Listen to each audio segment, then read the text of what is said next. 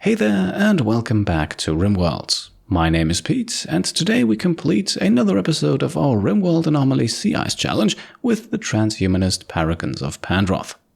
Last time we left off after being attacked by Fleshbeasts and taking on the first adventures outside of our home tile. We also captured a revenant and were visited by the dead duplicate of colonist Maniac, and our ongoing fight with the Anomaly DLC did not stop there. Following up on a cry for help from a rival Pigskin faction, we have now arrived on this tile right here, and what we can see is their base overgrown by flesh, all of the Pigskins slaughtered, and the place once again crawling with Fleshbeasts. Nonetheless, in their emergency message, the Pigskins promised us valuable loot, so let's have Vulek, Nazim and Ellie move in to take a closer look at the place. As you can see, they are immediately greeted by the first few tough spikes, and this here is also a great opportunity to try out Nazim's legendary quality nerf spiker, capable of stunning any organic targeted hits, which does make the fight a bit easier. These flesh bulbs here then only containing twisted meat, and not even that is guaranteed to drop from all of these, so let's keep moving to stay focused on the truly valuable stuff. First of all though, we have more Fleshbeasts emerging. Luckily, we have a bit of a hole in the sea ice right next to us here, and not only that, our enemies also seemingly had to take out a turret first. Now, however, they are coming for us, and this could get a bit difficult. This group here, spearheaded by a tri-spike, I don't think we saw one last episode. Upon death, it explodes into several smaller enemies, which, considering our limited firepower, is of course a bit dangerous. And considering that we have several tri-spikes in this group, the mission may have just turned a bit harder than I had anticipated. Thankfully though, at least with Vulek and Ellie, we have ways to quickly clear some distance. Nazim, meanwhile, will have to make a run for it.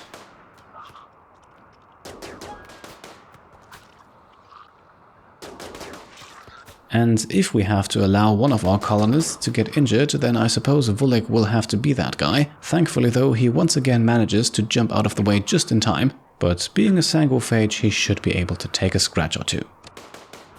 Eventually then, we are down to the last few enemies, and it looks like we are getting out of this one by a hair's breadth. A few isolated stragglers remain, but they should not give us any trouble. We are at this point also already actively collecting all of the loot on the map. At least for now, most of it is just meals, so our colonists can easily carry it. And this prevents us from having to go back around once we are ready to load our drop pods. The buildings of the enemy base then all unsurprisingly devoid of life, at least if you don't count the flesh that is sprouting everywhere. What we do find, however, is one room close to two generators with two heaters in it. This could be useful for Vulek in particular, who is not as warmly dressed as Nazim and Ellie, and might therefore want to take a break to avoid hypothermia. With the last Fleshbeast taken out then, the base is officially cleared, although it won't do the dead Pigskins any good now. So let's help ourselves to whatever loot is left and then get out of here. The true valuables hiding inside of these flesh sacks. A masterwork flak helmet, perhaps not as useful out on the sea ice. The other sack then containing the shard that we were promised. And from what I can tell, that's about it, so let's get to building our drop pods for the way back home. Steel and components we can grab plenty from deconstructing electrical devices around the base. At this point we just need to hope that nobody suffers a mental break. Back on our home tile, meanwhile, we are informed that we can once again perform the void provocation ritual. Although, of course, before we do that, let's get our adventuring party back home. Ellie can quickly clear out a bit more flesh just to see if we've missed anything. But that does not bring up anything, so we are now ready to mark the entire map as a stockpile zone, and then we can load up our parts for the journey back home. We are bringing back mostly construction materials, steel, plasteel and wood, as much as we can fit. The rest is already in our pawn's inventory, so loading up the parts here won't take too long. A short moment later then, everyone safely arrives back home, where the corpse of Maniac has mysteriously moved inside of our shelter. As you might recall, that is definitely not where we left it, so it is probably a good idea to keep an eye on it. With everyone then settled in again, we can also quickly hunt a snow hare that tried to sneak up on our food supplies, and it also looks to me like we made it home just in time, as Ellie now unfortunately suffers a mental break. And well, we saw last episode how well Volek and Nazim are able to take care of themselves, so good thing she was around to fuel those drop pods. At this point then, we are putting down some hidden conduits to light up our 2 entity containment cells. Unfortunately though, we have some uncontained entities to take care of first, as our base is once again being attacked by shamblers. This time there are 19 of them, split evenly into 4 groups, and this time they are also not polar bears but regular human shamblers, which does however not necessarily make the fight that much easier. Now the group to the left here is a lot closer to our base than the other 3, so we should be able to take those 5 out before the rest arrives. The fact that Ellie is still wandering around in a daze outside of our base does not make this any easier though, and as you can see, even these 5 here are able to withstand a substantial amount of punishment. At the very least, one of them drops some bioferrite, and the nerve spiker also once again proves to be useful. Still, with 5 down, we now have 14 more to go. And unlike manhunting animals, shamblers will try to break into your base if you let them, so it looks like we'll have to make a stand, and we're doing so using Kralith's old masterwork plasteel spear from the last series. Surprisingly, we were able to grab that from her dead body in the first episode of this series, and it now goes on Maniac, who will try to hold off the shamblers, while Volek, Nazim and Elpis provide firing support. We also get very lucky with Ellie here picking this moment in time to take a nap, otherwise I think we would have needed to arrest her, but let's not get ahead of ourselves, the fight is far from over and she might still get in the way after all. For the time being though, Maniac seems to be able to hold the line. As a Viscalaire, also dubbed the Bloodless Sanguiphage, he too is able to heal his wounds rather quickly, so this here most likely not the last time we utilize this approach. We have managed without kill boxes in our last 2 series, so perhaps we can do so again in this one. The fight here also conveniently hands us another shard, so now we already have 2 of them again to utilize in whatever weird technology the Anomaly DLC has waiting for us. At this point then, we are clearing out the last few stragglers. Unfortunately, not all of the shamblers attacked us through our front door. Most of them, however, did, and so we are only losing a few chunks of wall here and there, nothing that we couldn't quickly rebuild.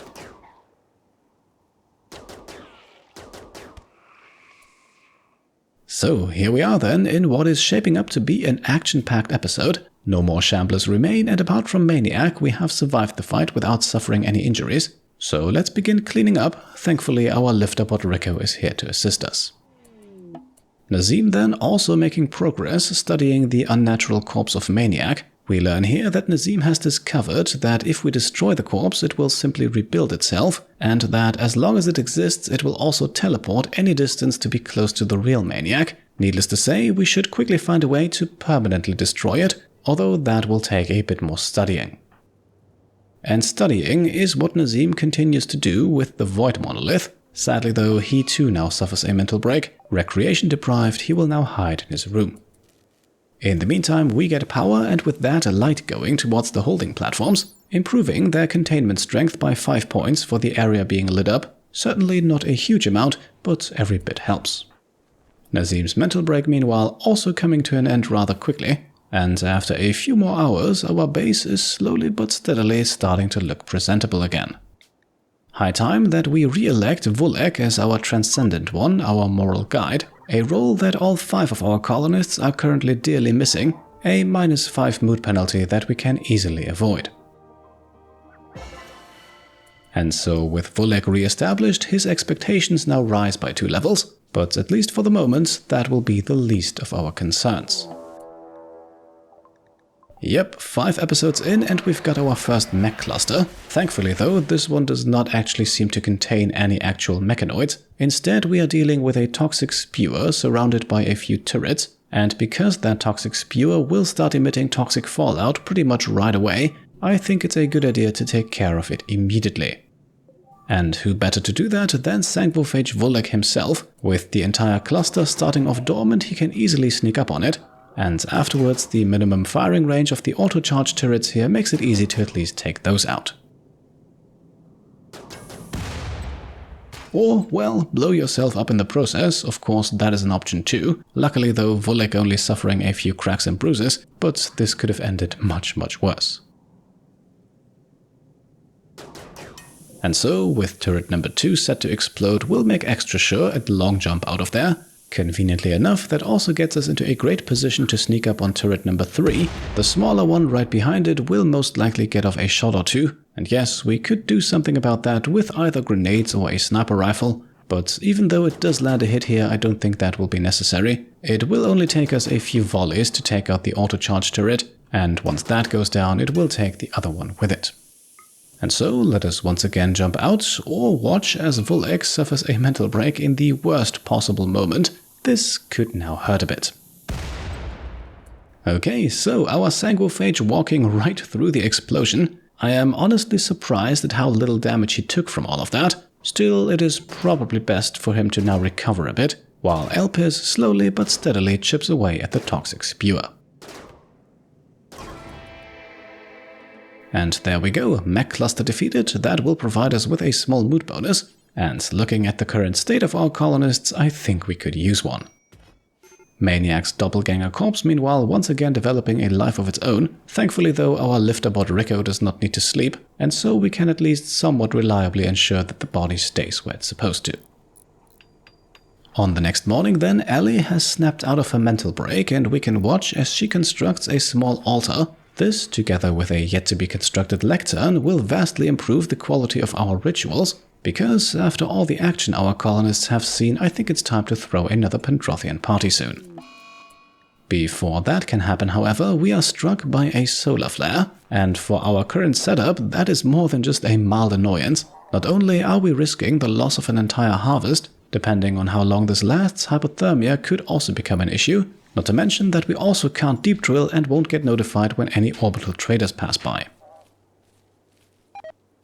After a quick emergency harvest, then at least some good news in the anomaly study department. We have now unlocked the Draw Animals psychic ritual, a more or less reliable way of obtaining another food source, or alternatively to call upon a herd of manhunters in the right moment. Up next then, I think we will proceed with the bioferrite harvester. 10 units of the stuff are consumed in the Draw Animals ritual, so it might be a good idea to find a reliable way to obtain more.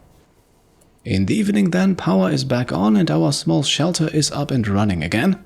The mental breaks have come to an end too, but we are also notified that our deep drill has exhausted its resources. We will take care of that in a short moment. For now, let's celebrate. For the Pendrothian party here, we have everything except for an ideology leader, but Volek as our moral guide will do, giving us a great chance to obtain at least one more ideology development point. And indeed, we bump those up from 2 to 3. This also gives us a +5 mood bonus as well as the location of another ancient complex, but I don't think our pawns are ready for the next adventure just yet. Let us first of all make sure that we can continue deep drilling. As you can see here, we have almost 2,000 units of steel still left underground, not to mention plenty more coming in from smelting stuff, so we don't need to worry about running out just yet. And so I think, with everyone doing moderately well, it's time to test out the Draw Animals ritual. This time we will in fact have as many participants as possible, and don't get fooled by the ritual quality of just 28% here. Even at this quality level, there is about a 50-50 chance of the animals not being manhunters, which is exactly what we're hoping for. Now, the ritual also consumes 10 units of bioferrite. One more reason, I think, to slowly but steadily increase our supply. We'll take care of that in a bit. For now, let's finish the ritual. Volek, by the way, not participating, simply because he does not have warm enough clothing.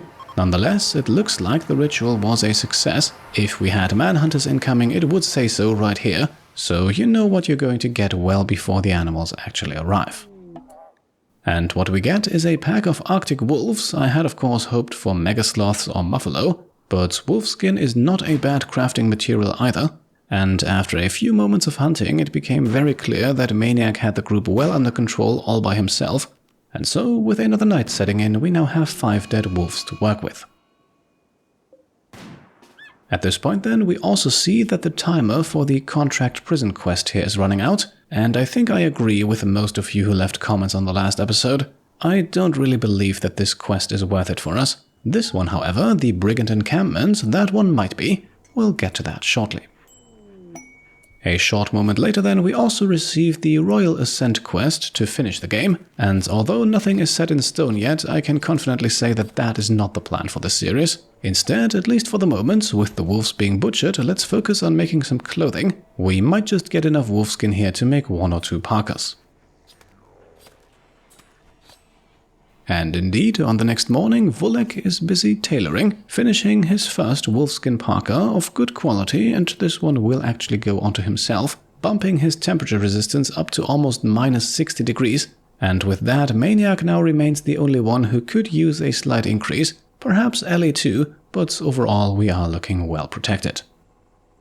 And so let us now begin the construction of our new and improved entity containment cell, or perhaps more of a cell block in this case. Yes, you can actually put multiple holding platforms in the same building. The overall containment strength will be somewhat reduced as a result, but the penalty is not too severe, and it is actually rather easy to get this design up to a rating where it can hold pretty much any entity in the game. And one thing that definitely helps with that is what Ellie is currently constructing, a plasteel door.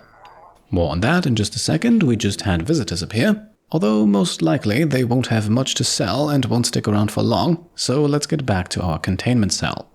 The 2 major factors impacting containment strength are the average hit points of the walls and the door. And that means if you just have one door and the average HP of that are very high, then you will receive a massive boost to containment strength.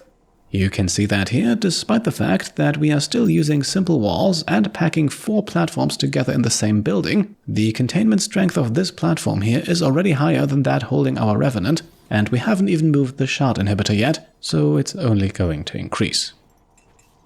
Now, unfortunately, although not entirely unexpected, our small group of visitors has decided that it's too cold for them out here. However, no one simply outruns Volek, and so we will be trading with them after all.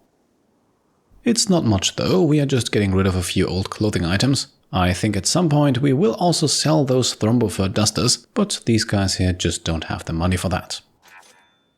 As Nazim then continues to study the dead body of Duplicate Maniac, he earns enough knowledge to unlock the Bioferrite Harvester, so a slightly more steady supply of the stuff will be coming in soon. For our next project then, I think we will begin with advanced psychic rituals just because of the shard beacon here. This beacon a very easy way to improve the quality of psychic rituals, and since it is an advanced project we can still fill the basic slot with something else. And in my opinion there are a few good options here, but let's go with Bioferrite shaping. This will allow us to actually make some useful items out of Bioferrite, and well, if they are anything like the Nerf Spiker, then that might be worth the effort. And with Duplicate Maniac's body hauled out of the way, let us also construct a Bioferrite Harvester immediately. Unsurprisingly, this will be much more efficient than manually harvesting the stuff from the entities, although it does also consume a small amount of power and drops the containment strength of the platforms in here. However, even with that minus 15 penalty, we are still at a containment strength of 96, and that is actually enough to house all but the strongest entities in the game. Moving on then, 2 more small construction projects. Let's get some drop pods going again. After all, we have another ancient complex to explore and a brigand outpost to raid. And as you can see with the wood that we brought back from the pigskin base at the beginning of this video, we have now constructed a desk and 2 wooden boards for Elpis, just to ensure that this time around he does reach the highest possible learning tier. The Empire then, once again asking for our help on a small quest. For 7 days we are supposed to host an imperial subject. Doesn't look to me like they have any sort of title to them, and the only thing we need to achieve to complete the quest is to keep them happy. Obviously they won't do any work. In exchange we could get our hands on a different colonist, this 16-year-old here, an abrasive nudist with a chemical fascination. Not quite sure if that's who we want to add, also because skill-wise she doesn't really bring anything to the table that we really need at the moment. Nonetheless, as always, let me know what you think about this quest. Do any of the other rewards intrigue you, or do you believe that we're better off just skipping it? At this point then, we are busy at work producing more chem fuel, and I think we will actually allow some of the wolf meat to be consumed in this too. Like I said, we still have 2 missions outside of our home tile left to complete, not to mention 2 generators also running on chem fuel. Now, one of those aforementioned quests is the Brigand Encampment, which we are now going to accept for a Siling Neuroformer. However, completion of this quest is complicated a bit by the distance of the quest location to our base. To get there and back with 2 drop pods will consume a substantial amount of chem fuel, an amount that we simply do not have yet. So perhaps instead we will explore the much closer ancient complex first. In the meantime, what would a good episode of Rimworld Anomaly be without another void provocation? So let's see what Elpis calls upon this time. There are plenty of entities left that we have not yet discovered. Okay, so ritual complete, and for a change Elpis does not fall into a coma. At the same time, Nazim also makes progress studying the monolith, which now yields a bit more knowledge. The entity that we have called then a ghoul, just a single one by the name of Gracie, which is awfully fitting, considering that the Live Love Provoke the Void design was also made by Gracie. By the way, that one will be available in the Pete Complete shop very soon. I am currently just waiting for a few samples to be delivered, just to make sure that I don't sell you anything that doesn't meet my standards for quality. Now, while shamblers are more your zombie creatures, ghouls are a little different. They do retain some of their former human identities, so they are a bit more of a mix of pawn and creature.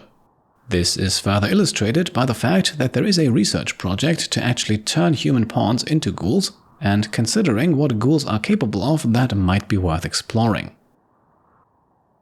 The big thing they have going for them is this unnatural regeneration here, allowing them to recover up to 100 hit points per day, including lost body parts. And crucially, they also don't have any needs apart from hunger, so having one or even several ghouls fight on your side can be extremely helpful.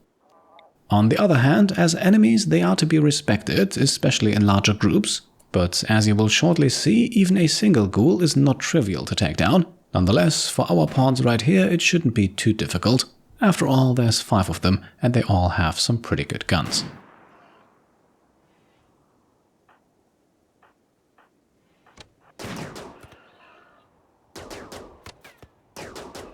And thankfully the ghoul also only goes down, and that means we are of course going to capture it.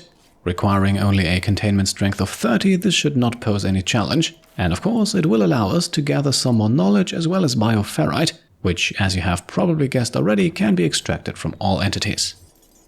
And I think that we will in fact also switch over to studying the ghoul infusion immediately. The potential of turning someone into a powerful melee pawn who does not need anything else but meat, that strikes me as something that might just become part of our larger survival strategy. Although I have not yet tested how ghouls react to temperatures this cold, I do suspect, however, that we should be fine. At least the Gorehulks a few episodes ago did not show any signs of frostbite or hypothermia, so I'm hoping for that to be the same with ghouls.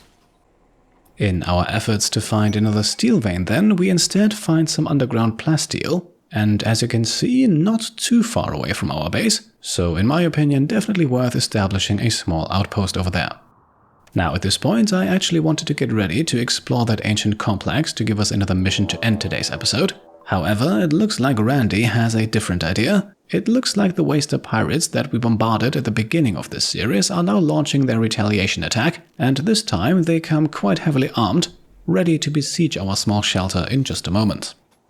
So let's get some barricades going, put sniper rifles on Nazim and Maniac and hope for the best. There is one enemy among them with a bolt-action rifle that I would love to take out before they attack. Everything else, except for the mortars of course, is fairly short-range stuff that we should hopefully not have too much of a problem with. Now, as always, as you can see, Maniac and Nazim are deadly accurate from range. One enemy is already dead and another one most likely about to be. However, at this point the pirates also begin constructing their mortars.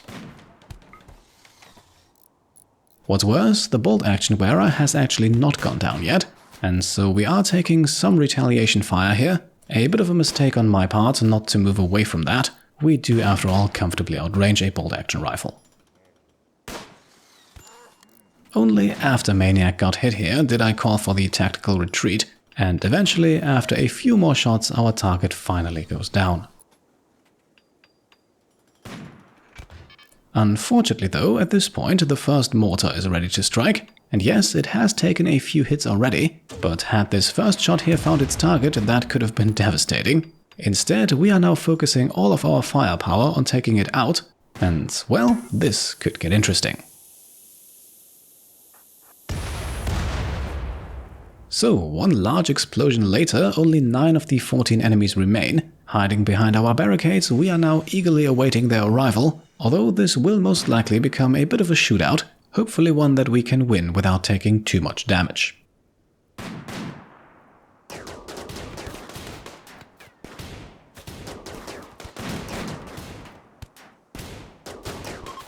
Okay, so thankfully that was a rather quick affair. Injuries on our side fairly manageable, all things considered. Both Volek and Maniac should make a speedy recovery, and even Nazim here is not hurt too badly. Now, we will of course pursue our attackers as best as we can. Who knows, they might have some treasures or useful clothing items. And with 3 of them downed here, we can also take some prisoners. Thankfully, we already have a containment cell to put them into.